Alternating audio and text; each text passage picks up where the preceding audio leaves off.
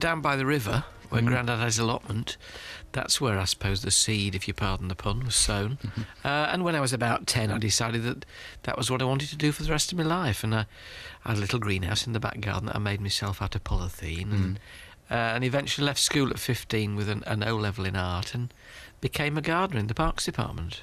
And that was it, really? No looking back?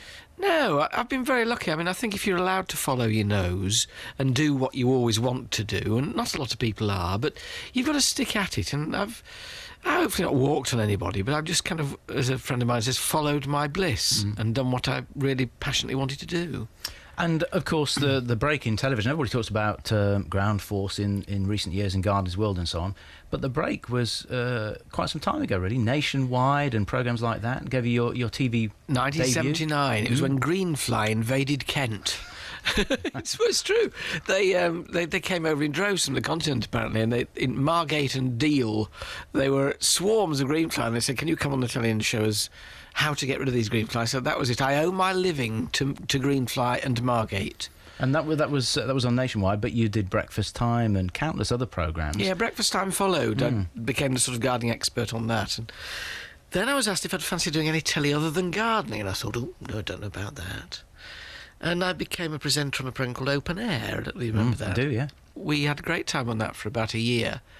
And then I was offered Daytime Live, it was going to be called. It was a new lunchtime show to replace the old Pebble Mill at 1. Well, Daytime Live eventually evolved into what the public always called it, Pebble Mill. And I had 10 years on there interviewing all sorts of folk, huge fun. And then I'd always kept the garden bit going, and I'd always gardened, and I'd always written about it. So I'm first and foremost a gardener.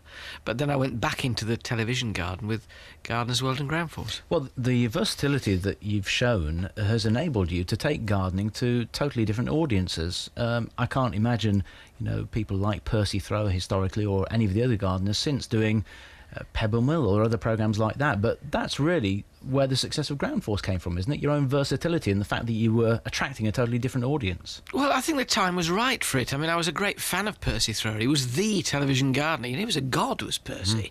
And he did a programme that was absolutely right for the time. And I think the time had come for evolution, for change within gardening, and to reach a much wider audience of people who, really rather switched off when he said, now is the time to be double digging your herbaceous border. I've never double dug my herbaceous border, ever. I only ever double dug for exams when I was learning.